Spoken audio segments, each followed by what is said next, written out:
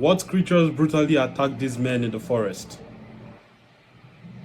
Today, we're going to look at 2 spooky stories about people's run-ins with terrifying creatures. But before we get into those stories, if you're a fan of the strange, dark, and mysterious delivered in story format, then you've come to the right place because that's all we do and we upload once a week. So, if that's of interest to you, please take the like button out to pet some furry, cute animals at the zoo, but instead of taking them to the zoo, take them to pet a pack of wild, hungry hyenas and stack their pockets full of hot dogs. Also, please subscribe to our channel and turn on all notifications so you don't miss any of our weekly uploads. And also, I am on tour right now, so be sure you follow me on Instagram. Bro, my Instagram handle is just touring Mr. on? Ballin, How is he where on you will tour? see all the behind-the-scenes magic Bro, I don't see of us being on podcasters tour. do It's really tours good. this Again, last year. Instagram, I'm not Mr. even Ballin is my surprised, handle. bro. Check it out. YouTubers are doing Okay, tours let's now, get into bro. today's stories. That's wild, man. I can't even lie to you.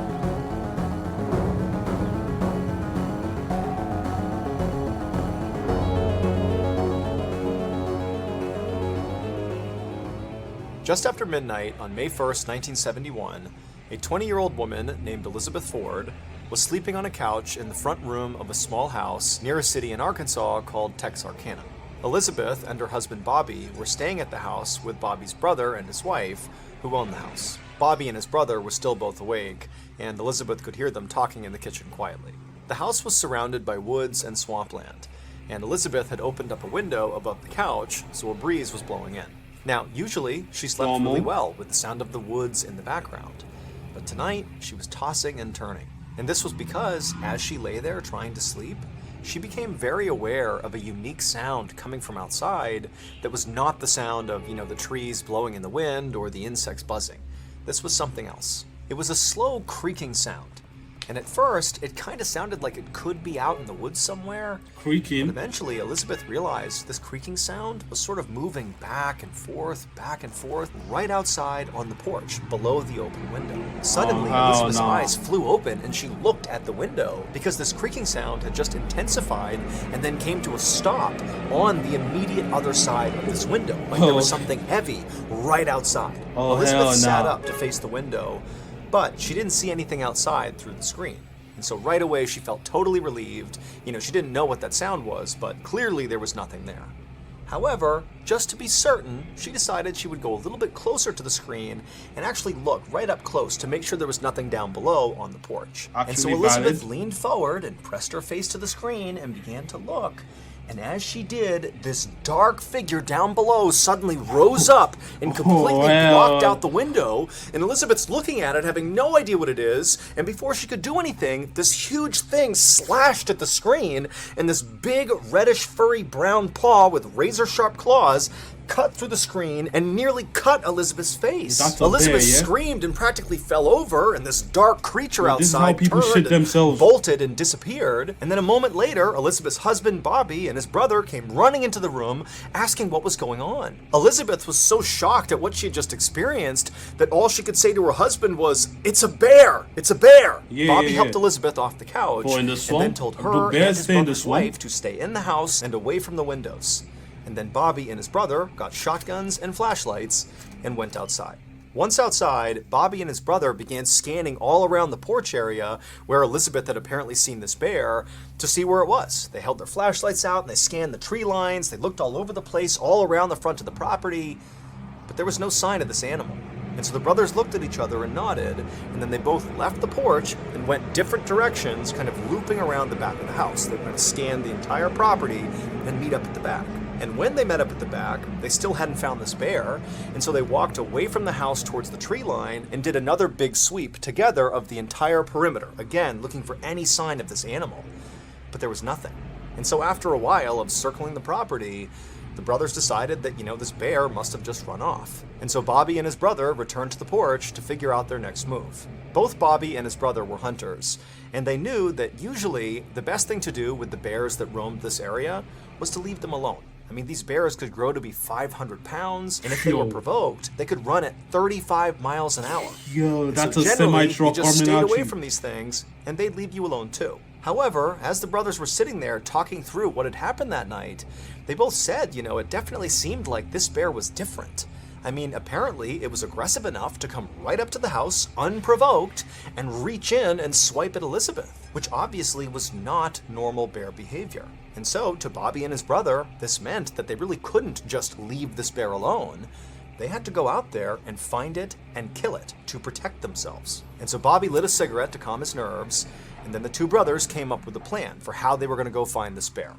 Bobby's brother would man the front of the house, and Bobby would man the back of the house. And they would stay in their respective positions, monitoring the property, until either they saw the bear and dealt with it, or until the sun came up, at which point they could go get help. And so after agreeing to this plan, Bobby took one final drag on his cigarette, chucked it to the ground, and then with his shotgun in one hand and his flashlight in the other, he stepped off the porch and walked around to the back of the house and stared off into the darkness. Yeah, Bobby, honestly, I just leave. I'm not even going to lie. I just leave because I don't know what you mean by I should go stay and watch guard. I mean, if the bear comes, what am I supposed to do? I'm one man, bro. Imagine it does a sneak attack. And it's in the middle of the night. We're going to stay there for hours. And I'm probably going to fall asleep in doing this watch duty. How come the woman... Inequality. What the hell am I saying? I was going to say, how come the woman is in the house, but you know what? Allow it. He had only been in the back of the house for a couple of minutes manning his post when he began to smell this horrible smell. Now, at first he thought it was just some sort of wet, musky smell that came over from the swampland nearby, but as he continued to smell it, it got heavier and more pungent. It smelled like a wet, decaying animal. Bobby tensed up and aimed his flashlight up at the tree line and began looking back and forth, trying to figure out where this horrible smell was coming from. And as he was doing this, he suddenly heard the sound of tree branches snapping off to his left. Oh, no. So he whipped his flashlight over and shined it, and he saw this big, dark figure charging across the property away from him into the forest. Bobby instinctively raised his shotgun and fired, and then after shooting, a loud yelp echoed in the air, and then Bobby just took off running in the direction he had just fired, and as he's running... Bobby is goated. Bobby has balls of steel. Bro, I promise you, if I even get the guts to fire that shotgun, I'm going inside the house. What the hell am I going to look for what I shot at? I'm not going to find what I shot. I'm going back into the house where it's safe and cozy. I don't care what happens to the other guy. I'm going back. Yo, that's too much. Genuinely. Across the yard, he's screaming for his brother, who had already heard the shotgun blast, so he was coming around the house, and the two men linked up, and as they're running in the direction of this bear, Bobby's telling his brother, "I think I got it, I shot the bear." But they get over to where Bobby had last seen it and where he heard this yelp come from, and there was nothing, there was no bear. Still, the brothers did feel a little relieved. They figured even if they couldn't find this thing, clearly Bobby had hit it. He had heard the sound of it yelping out, and so maybe by at least wounding it, it would stay away and leave them alone. But just then, the men heard the sound of their wives screaming from inside the house. The men immediately ran back to the house, and as they got closer, Bobby, again, began to smell that horrible smell. And right as Bobby's foot hit that first porch step, his brother from behind him screamed out, "Stop!" But it was too late. The bear was on the porch. That's why the women were screaming. They had seen it. And Bobby's brother had seen it, but Bobby hadn't. And now he was too close to it to get away. And before Bobby could raise his gun to protect himself, this thing attacked. And Bobby felt this horrible, burning, tearing sensation in his arm. He fell to the ground, twisting wildly back and forth, trying to protect himself. He was pinned underneath this enormous bear, level with its chest, with its arms and legs on either side of him. And that horrible smell he was smelling was clearly coming from this animal. That's all he could smell from underneath. But just then, it was like a miracle, because to his side, Bobby could see there was an opening, and so he rolled and somehow got out from underneath this enormous creature. Bobby scrambled up to his feet, and he darted past the bear and rammed into the closed front door of the house. It popped open, he fell inside, and his wife ran forward and shut the door behind him, leaving Bobby's brother outside on the porch alone with the bear. But before any of them could do anything about that, they heard the sound of his brother's shotgun going off. Then there was a long moment of silence. Inside the house, everybody was frozen. A few seconds later, the door slowly opened and Bobby's brother walked inside. Oh gee, everyone was too shocked to say anything, so for a second they all just stared at each other, And then finally, Bobby asked him, "Is the bear dead?" And Bobby's brother, with a trembling voice, said no. And that wasn't a bear. Oh. As soon as dawn broke, and it was not dark outside anymore, Bobby's wife drove him to the hospital, where they would treat him for shock and for the wound to his shoulder.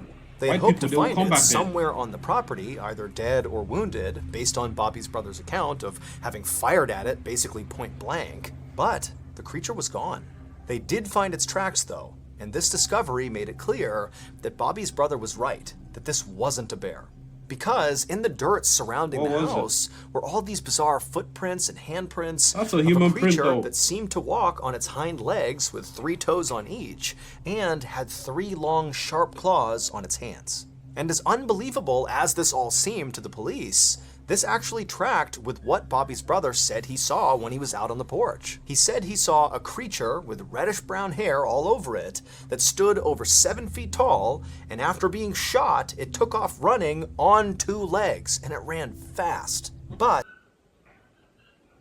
an orangutan? Yeah, an orangutan. That checks out, yeah? Or a sloth. It has to be a monkey-related situation. the most terrifying thing about it, at least according to Bobby's brother, was actually its eyes. They were blazing red. And when the news of this attack spread to the nearest town, which was called Fouke, the people there knew exactly what this creature was. For 200 years, people in that part of Arkansas had been talking about this huge creature that was sort of like a Sasquatch that roamed the forest and the swamps. They said it was fast and elusive, and it ate livestock and pets. They called it the Fouke Monster, or sometimes the Boggy Creek Monster. But Bobby Ford and his family's encounter with this creature was unlike any other story that had been told about the Fouke Monster. While some people claimed in the past that this creature had attacked people, nobody had ever heard of it actually coming up to somebody's house, trying to break in and terrorize a family. Bobby's ordeal would inspire the 1972 horror movie, The Legend of Boggy Creek. Over the years, police officers and some scientists have suggested that maybe what Bobby and his brother encountered that night was actually a feral pig. However, authorities have never actually been able... Did they say pig? Nah, he didn't say pig. Nah, man. Pig? That's the best you could come up. I sat here, I ain't even heard the full story, and I came up with two better things than pig. Pig! Running on his hind legs. Nah. Okay. Able to pinpoint what this thing was. Nobody knows. And to this day, hikers and hunters near the swamps of southwest Arkansas and also across the border into East Texas still report run-ins with the legendary Fouke Monster. Me and the whole team at Ballin Studios have created a special thank you to all... Sorry, Mr. Ballin. Sorry. I apologize for skipping your joint, man. Sorry. Fraser Beloyi walked alone down a main road toward his village in the South African province of Limpopo. Fraser was on his way home from work, and he was pretty desperate to get there. It was only about 7:30 p.m., and usually around this time, Fraser was used to seeing other people out and about on this road, just kind of walking around in the dusk or, chatting or doing various errands, but tonight there was nobody out there. And in fact, in recent days, this area of Limpopo had basically become a ghost town. Limpopo is a real place? Unless they absolutely had to, because over the last 10 days, over 20 people in this area had been brutally mauled. I thought Limpopo was a music video. The victims had all insisted that the creature that had mauled them was some kind of four-legged demon, and they had begun calling it the Beast. Now, Fraser considered himself a pretty level-headed person who did not necessarily buy into the hype around this beast. He figured it was very likely just a dog. But still, he didn't want to get attacked. And so as he walked down this vacant road, he periodically looked over his shoulder just to make sure no dog was following him. As Fraser continued to walk along, he looked up and saw the huge forest fire that was raging on a mountain miles and miles off in the distance. A few days ago, the fire had started, and from Fraser's perspective, it still seemed to be going strong. In fact, in the darkness, it almost looked like the mountain was glowing red. Just then, Fraser noticed the turnoff, the shortcut, that would take him through some forest back to his home. And when he got there, he stopped and looked over. Never take a shortcut that cuts through a forest. Never take a shortcut at night. But never take a shortcut that cuts through a forest. On God, you won't make it home, bro. I promise you, you won't make it home. Shoulder one more time to make sure he was still all alone, and he was. And then he stepped off the main road, into the woods, and into the darkness. Under the tree canopy, the night suddenly seemed a lot darker. Fraser did his best to think about the chores he needed to do for his mother once he got home, instead of thinking about the beast. But he'd only been on this path for about 300 feet when he suddenly heard a rustling from behind him. And so right away, Fraser stopped and turned around and looked where the noise was coming from. But all he saw was darkness. There was nothing there. And so Fraser, for a whole minute, just stood there staring out into the tree line, waiting for something to move. But nothing did. And so Fraser told himself he was just being paranoid. Everything was fine. And then he turned back around and kept on walking. But pretty quickly, his walk turned into a jog. And he was almost to the end of this path, almost out of the forest. He could see his village. It was right there when he heard noises behind him again. Except now, in addition to the rustling sounds, he heard a new sound. It was like a wheezing sound, like a sick animal that was breathing heavily. Now, Fraser knew he was not just being paranoid. Something was out there, and it seemed like it might be following him. Without slowing down, Fraser looked over his shoulder again to see what was out there, but again, he just saw nothing. It was just shadows. However, when he turned back around and kept on going towards his village, he heard this loud crashing sound behind him, like a massive animal had leapt out of the brush and landed on the path behind him. And so Fraser was I say, do not follow shortcuts at night. I don't care how long it is, I'm gonna go. Or I'll go stay somewhere else and follow the shortcut in the morning. Now, who do you want to call for help? How do you want to fight your way out of this? How fast do you want to run that you're going to outrun an animal, bro? They said a 500-pound bear is moving like 32 miles per hour. You are mad. Yeah, nah, I'm gonna stay at our friend's place. Immediately so scared he couldn't even turn around. He just started sprinting toward the village, and all he could hear behind him were these loud, pounding footsteps as whatever this was gaining on him. And so Fraser was so instantly terrified that instinctively he just started sprinting off without even looking behind him.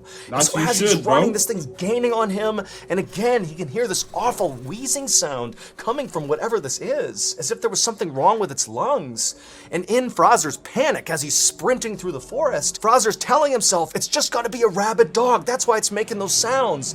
But he knew that didn't track. This thing is huge. This can't just be a rabid dog. And so Fraser just kept on running and running, and finally he got out of the trees, back into his village, and at the exact same moment, the pounding footsteps behind him came to a stop.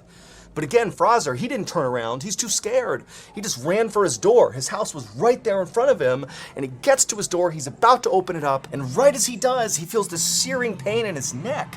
This creature, whatever it was, had leapt and grabbed onto him and bit down on the back of his neck. And so Fraser crumpled to the ground and threw his arms up over his head to protect himself, and with one eye, he can see it's this massive black creature on top of him, chewing on the lower half of his face.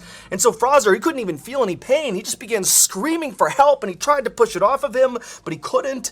And then a second later, a flash of metal came across his eye as his mother and other villagers who had seen this happening and heard him screaming came out and began smashing whatever this was with shovels. And so a second later, Fraser's pulled away and dragged towards his house, and this huge black creature, it marched over to the edge of the tree line and just stopped, turned, and looked back at Fraser and his mother and the neighbors.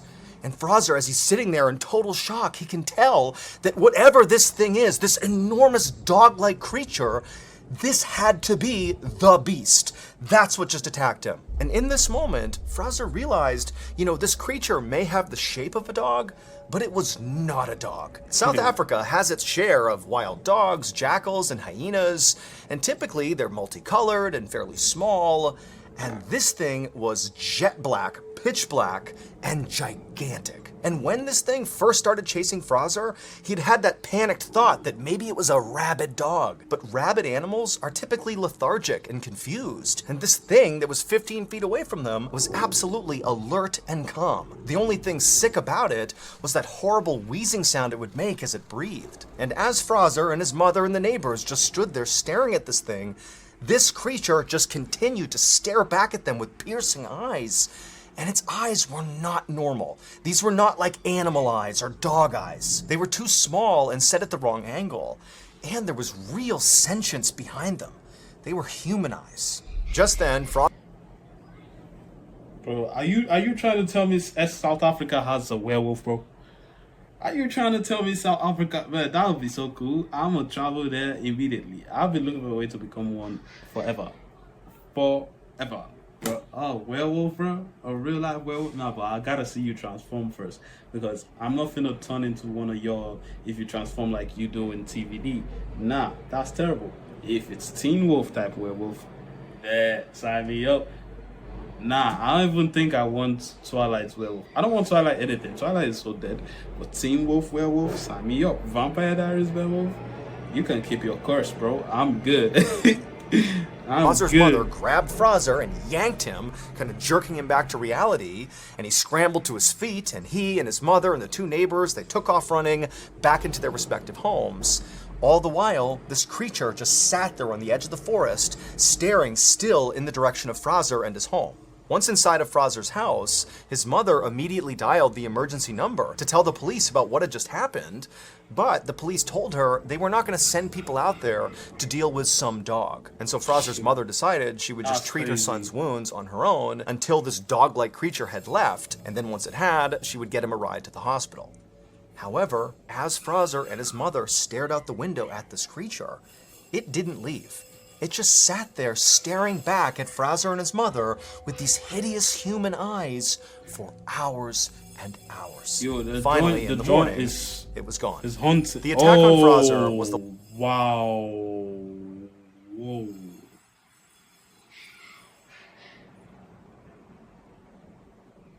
Oh, nah, bruh. Nah, bruh. Oh my, I was about to say I'm changing houses, but look at where they live in. They can't afford to change houses, bro. Holy God, if that thing comes back. Oh my goodness, it messed him up. The last straw for the people of his village. They believed the creature that had bit his face was the demon beast that had hurt so many other people. And so the elders of Frozer's village came up with a plan of how to deal with this beast. And so a few days after the attack on Frozer, this group of elders went off on a journey up into that mountain that Frozer had seen off in the distance that had that huge forest fire on it. And they were there for 2 whole days before returning to the village and telling everyone that they had successfully performed a ritual that had appeased their ancestors, and so hopefully now the attacks would stop. And sure enough, they did. They did not see the beast again. At least 40 people in Limpopo had encountered the beast at some point, either because they were attacked or they helped fend it off, like the neighbors did with Frozer. But because this beast was never caught, and it did stop attacking the village and just kind of disappeared, nobody ever actually figured out what it was. To this day, people in Frozer's village maintain that this creature was a demon and that it came down from the burning mountain. Because every person, including Frozer, who had encountered this beast, noted its wheezing, heavy breathing, as if its lungs had been damaged by smoke. In all, at least 40 people in Limpopo encountered this beast, either because they were attacked or they helped fend it off. But because it was never caught, there is no definitive proof of what it actually was. Yo, that's a crazy story, Mr. Ball. That's a crazy story, Mr. Ball. And oh my God, man. That joint was quick. I was surprised as the whole thing stopped after the ritual, bro. That's tough, man.